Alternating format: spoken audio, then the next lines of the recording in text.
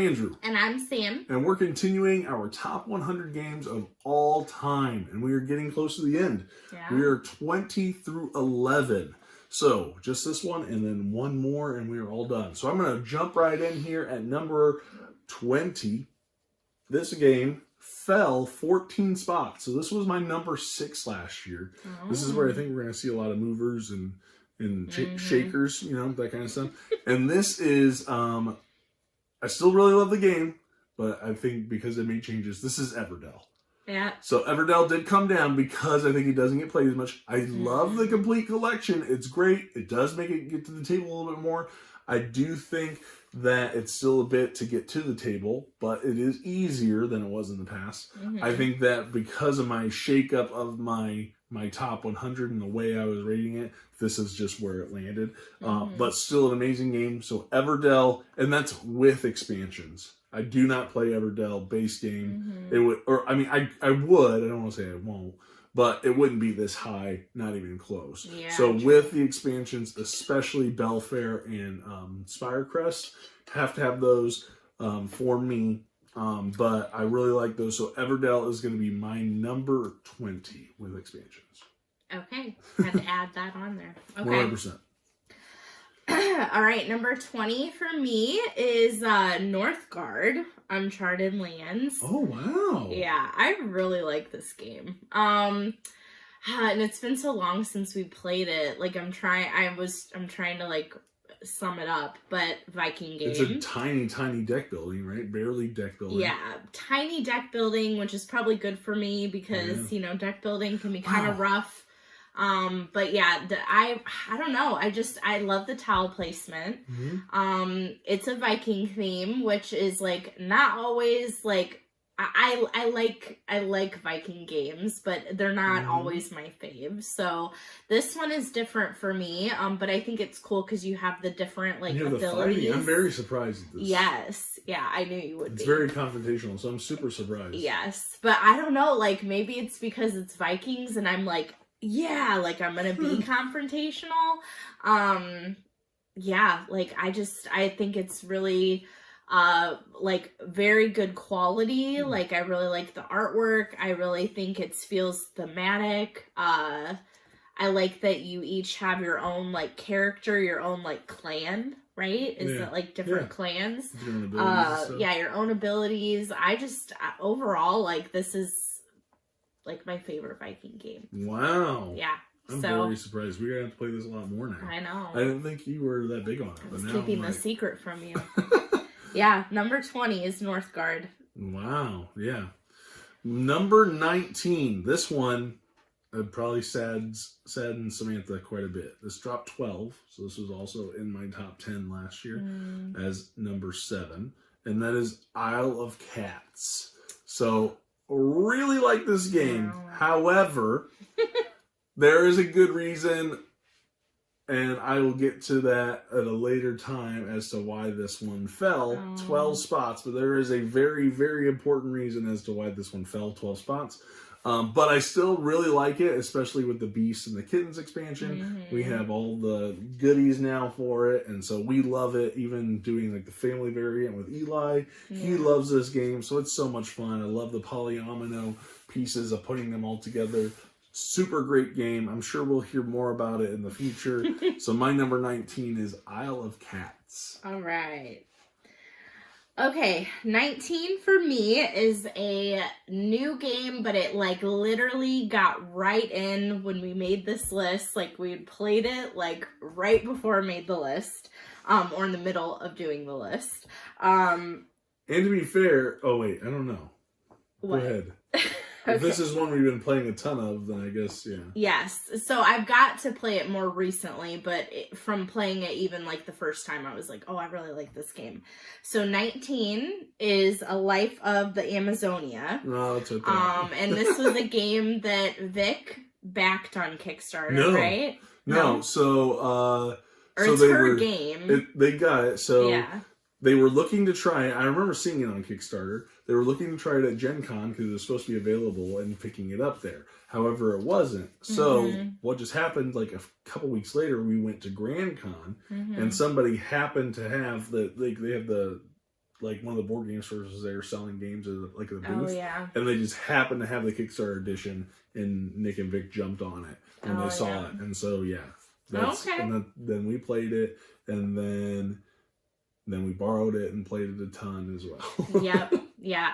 So Life of the Amazonia, I mean, I like any kind of animal themed games, but I think this one is very unique in the way that, you know, you're trying to get these different animals to score points in different ways. And like, you know, you're, the bag building is huge for it. Right? Yeah, the bag building, which normally isn't a thing that I'm like super into. Really? But yeah, I thought that was neat. I like that there's all different animals too, like the wooden pieces. The production is really nice. Mm-hmm. I think it's just, you know, like you've got your little board that you're building out, and you're trying to, you know, just strategize like how you're gonna place. Very puzzly.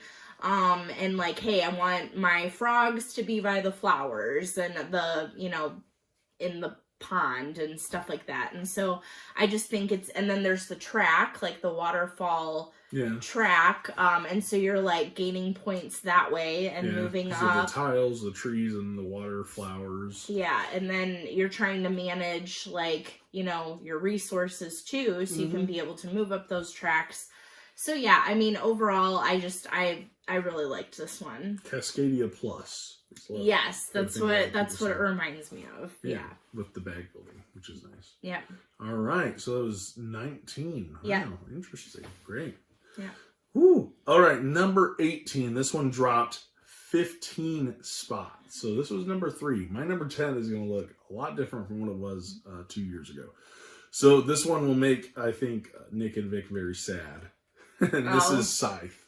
So Scythe has dropped to 18 because it doesn't get played very much here. But I absolutely love the game. I played through the Rise of Fenris, and that's why I think it was super high the last time we made the list, because I had just finished the campaign of Rise of Fenris, and I was in love with it. Still am. Still a great game. Still would love to play it. Because I got to a point to where I was playing it and I just automatically knew what my first few turns were going to be because I had played it so much during that time. But yeah, still really like this game. Scythe is my number 18. Okay. Need my water? Yeah, I don't know. My voice seems weird now. All right. So number 18 for me is Parks.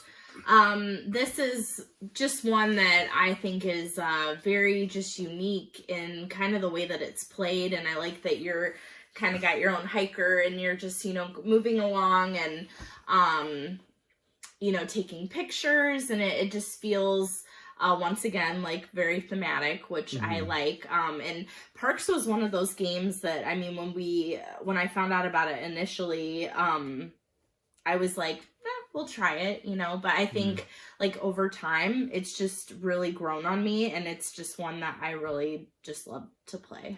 Yeah. A lot of very beautiful artwork too. And that might be kind of part of it, is I just think it's like a pretty game, and you know, I'm into pretty games. Yeah. So, but yeah, so number 18 is Parks. All right, number 17, this has dropped only 4 spots. So it was 13 before, now it's 17. But this is my favorite train game. And do you know what it is? Oh, Whistle Stop. It is Whistle Stop, 100%.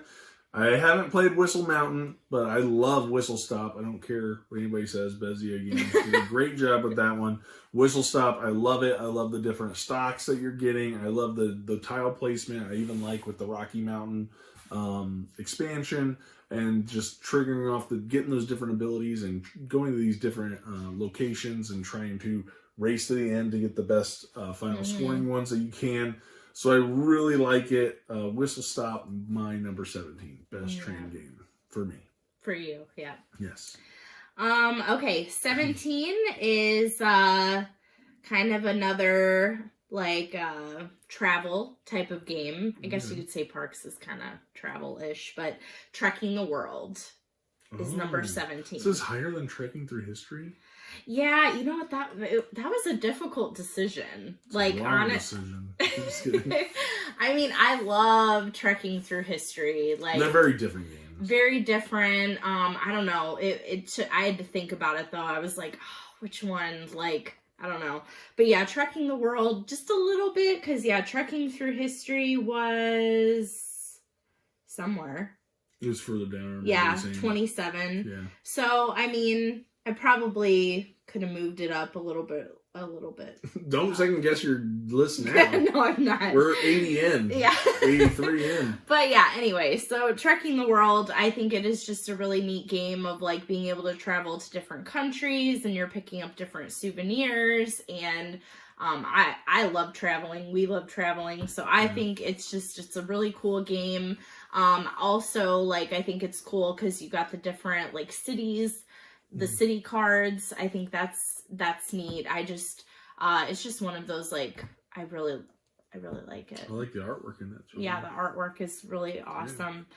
It's one that I wish we would like play more. I know, but then we have Trekking Through History, and I like that one better. It has just the same great artwork in that. I know, but we have to have variety, you know. So yeah, 17, Trekking the World. All right, number 16 is dropped 5 spots, so it was number 11 before. And this one does also have the same caveat as Everdell. It has to be played with expansion, specifically one, and that is Champions of Midgard. You have to play with the Valhalla expansion. So I do like the Dark Mountains, and is there another one? Maybe not. Maybe it's just the 2 anyway. I don't remember. But yeah, so Champions of Midgard, love it. Simple worker placement, but I like the Viking theme of building up my ship and having these different dice, and then going out and trying to fight these creatures, which is really awesome. And the Valhalla is nice because then you get the tokens from when they die, and you can spend those tokens to do things. I love it. It's so great. Still such an amazing game. We have so much stuff in the base box, and I got the promo. We need to play with the promo dice that I had gotten. The fancy one that had the little Viking helmets in it. I can't remember who that's from. Maybe that was, I don't remember. But anyway, Champions my was number on my list 16, somewhere. Champions of Midgard. Yeah, okay, it was. Yeah, it was further down, obviously. Yeah. All right, number 16. I love this game. I've been wanting to buy it, and we played it for the first time on the cruise. It is Zoo Break. This is that high? I love this game. It's a cooperative. You're trying to manage all these animals to get them back in their cages. Yeah. There's monkeys that like let the animals out of the cages, and they're running all over the place, and you got to get the keys to lock the animals back up, and it's a cooperative game. So much fun. So silly. Like this, I think on the cruise this is the best game that we played. Like really? I remember we played it like it was like after like lunch or breakfast or something. Yeah, and it was just me and you, and it was it was so fun. And this was one I was like, do I put it on my Christmas list because I kind of want it? Yeah. But I was looking, and I'm Mother's Day. Yeah, we'll see. But yeah, number 16, awesome fun game is Zoo Break. That's so funny. I love it. So much fun. All right. My number 15 is up 35 spots. So it was originally 50. And I think that we did this, I don't know what year it came out, but this game, and it has climbed this much because when I was thinking about it, when I was ranking this, I think every time Nick always is like, this is on like every list that you come up with. This is on like most relaxing game, best family, whatever.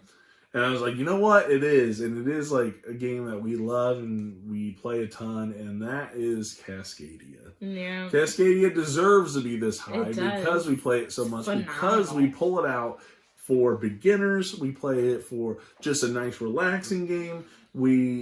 Eli loves it. Like, it's such a good game. And so we haven't got the new expansion for it yet.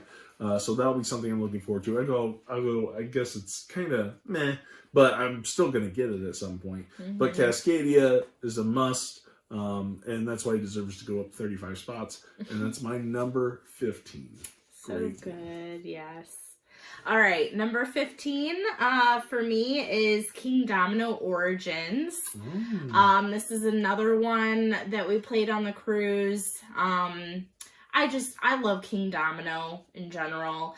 And I felt like this added more, but we not own this one though. Yeah, we own this one. And I think it's so neat with like the whole like cavemen feel, like prehistoric, with like the mammoths and like the fire tokens, and just, I don't know, just being able, it's like resource management. Well, there's 3 different ways you can play it too, which is nice. There's like 3 different ways to do it. Right, yeah. So I completely different games. Tile placement, just really all the things that I like in a game. And this one, I like Kingdomino, but I was like, oh, this just makes it like so much better, right. you know.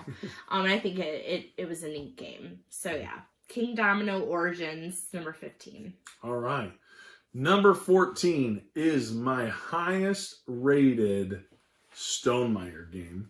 This is up by 5 spots, and that is Tapestry. Man, this game I love it. There's so many issues with balancing of this game and having to get it rebalanced, but I love it so much. I love the different tracks. I love my capital board. I love the exploring. I love the technologies. I love the science. I love the fight. Like the fighting isn't really fighting, but still, I love the trillions and trillions of different characters you can play now.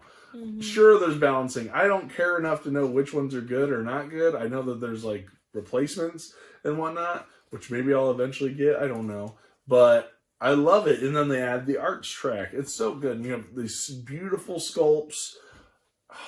It's just so nice. And so, yes, it's above Scythe now, and it is a great, phenomenal game. Tapestry, number 5. Or not number 5, number 14. Number 5. At the time of me talking, it jumped 9 spots. No. Yeah. All right. 14.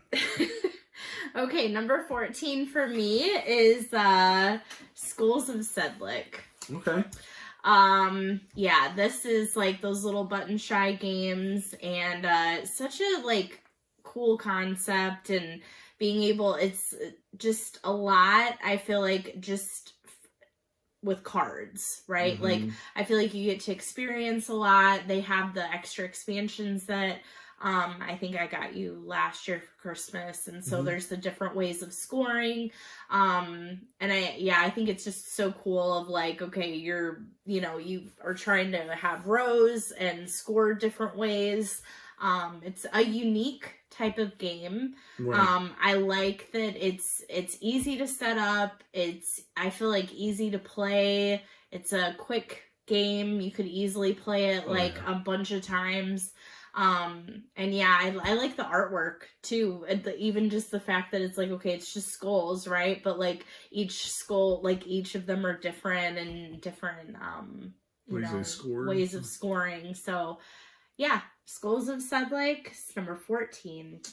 All right, number 13 is new to the list, and was actually one of the main reasons I had changed the way I thought about my top 100, because this is the kind of game that really shines for me. And it has, now, I would say if I had done this list maybe 8 months ago, it would have been much higher.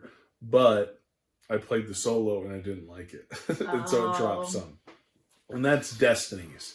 Now, we are currently playing through Destinies Witchwood, the expansion, and have been really enjoying that. Spoiler alert. So I don't know if that'll affect it. But the thing is I don't know how high it'll stay up. Now, one, there's like no teach whatsoever. Such a great game. You throw it in. Yes, it's app-driven, but I love the story. I love every instant. Like, this is a game that takes a couple hours to play. I think the box even says like 2 to 3 hours, right? And every time we finish playing, I'm like, wow, was it really that long? Like, I loved it. To me, it didn't feel like it took that long. Yeah. But I loved all the stuff that was going on. I loved the story. I was it was that race. It gave me that tension of seeing how close you could be to your whole thing and me to mine. And so I really, really like this. Like, if you're going to do a dungeon crawl or a big elaborate game like that, that's what it needs to be for me. And so Destinies is the reason why I was so excited for the Dark Quarter that's coming out, or all the other Lucky Duck games. This was my jump in. for Lucky Duck this and Chronicles of Crime, and what they're doing is just amazing because it gets the game to the table so fast. I barely have to teach whatsoever, and it's always a great story, a great playthrough. I've never had a bad play of it, except for the solo. I didn't care for it. But again, how often am I going to go back to it? I don't know. So as of right now, this is number 13. It's new to the list, but I love it. I love the Sands, the Sea of Sands expansion. The Sea of Sands, I feel like, is the best. That was the best expansion. I did like the the magical one, but now Witchwood is. I'm getting really into that right now, so I really do love Destinies. It's a great, great game. It is a great game. It really is. Yeah. Okay. All right. 13 for me is my Egypt game. It's Ankh, God of Egypt. It's a good. Yeah, so this was one, like, we got Kickstarter, got literally everything for it. It is like, I feel like the pieces, like the components and stuff are just so, like, amazing, and like it's one of those games that it just looks so elaborate on the table, but it's really not, it's not like super thinky game. Like, I mean, honestly, you could just have a lot of fun with like a group of people playing this, or even if you are just playing 2 players. I feel like however many people you 2 play players, with, it's so good. Yeah, it's very fun. I think it's awesome. Like, each person has the different gods that they're playing, and they each have kind of their own thing. The Guardians. I love that you can play it in so many different ways based on what you like or don't like. There's so much variability and replayability. Yeah, there's a ton. So, yeah, this is one that we backed because I love Egypt themed games, and I was like disappointed in the ones that I've played in the past, but this one far surpasses any of them. It's an amazing game, and that is Ankh. Nice. All right, that takes us to number 12. Number 12 is up 2 spots from last time we did this list, and this is one that I think will be higher on some other people's lists. We'll see.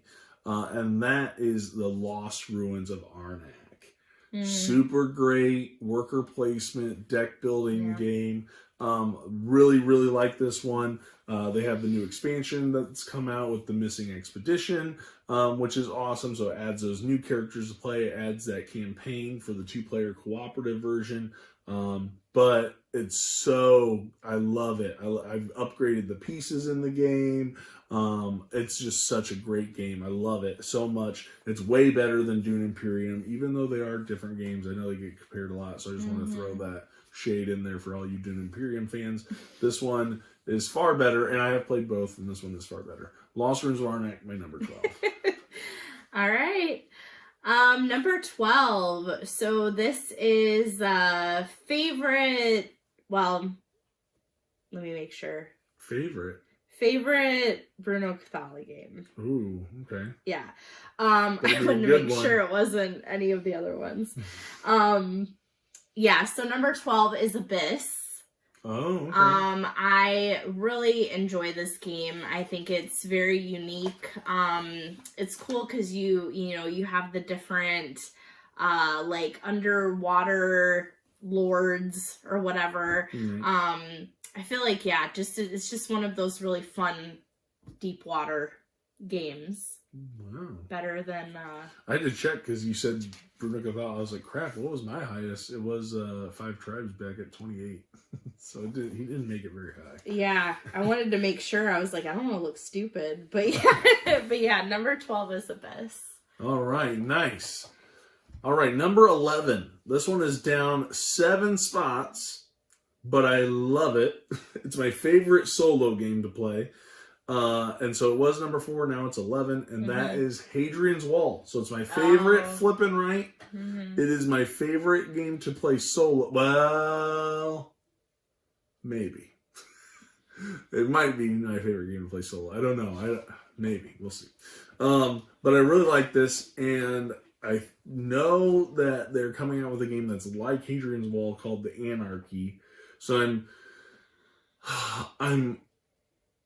optimistically cautious about that one, but this one I still love to play all the time that I can. I love just the thinky decisions and having all those meeples and how you can best be the most efficient you can with the different citizen tracks that you're doing, building up your wall, fighting off barbarians, doing the different like little, they feel like almost like little mini games that I'm doing with like the puzzlies of some of them. But I really, really like this game. It is kind of like multiplayer solitaire, which is I think why I like playing it solo.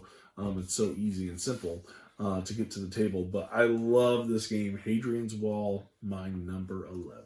Yeah, that's a good one. It is. Yeah. It's a great one. And I feel like once you learn it and you're like, oh, this is really neat. Like you're kind of just doing your own thing. Yeah, right? It's a lot to teach. It's a lot. The first couple games are going to be rough. Yes. But once it clicks, it's like, oh, this thing shines. Yeah. I haven't played it in a while either, so if we played it, I'd probably have to learn it again. But I love it. Probably be easier. All right. Okay, number 11. Yep. Okay, number 11 for me is a new game to us this year. I feel like we played a lot of good games within this last year, like new ones. But this is Aqua Garden. Oh, this is that high, 11. Okay. Yeah, I really enjoy Aqua Garden. I like all the extra like expansions too. I don't know if I've personally played through all of I don't think we've played through all of the mini ones. Yeah, because you have like a ton. But I think it is just so neat. You're going along this track and, you're picking up different fish and you're trying to build your own like aquarium essentially, and you're trying to score points and like can only fit so many in each aquarium. And so, yeah, I really love the components. I felt that the components are very nice. It's very, like nice to look at. I feel like they're all wooden animals that are screen printed so they pop on the table. Yes, they do. And so I loved the art, and I feel like just in general, like the gameplay, I feel like it's easy to learn, and it's a amazing theme. I mean, come on, who doesn't want to run their own aquarium? Yeah, exactly. I love like being able to build it, build my own aquarium. So I thought that was just a neat concept. So yeah. I really love Aqua Garden. Yeah, and that wraps it up for this 10. This is our 20 through 11. So the next time will be our top 10 games of all time, and we're going to be joining Nick and Vic for that one. So keep an eye out for that. Also, go check out their lists. I know they're going to be doing their 20 through 11, and if you're just now jumping in, go back and check out all the others and let us know what you think. Yeah. Let us know if any of these would land on your list. Let us know down in the comments. Also, please like and subscribe, and we will see you guys in the final 10. Well, we'll probably see you before then, but we will be wrapping this up shortly. Thanks for watching. Bye.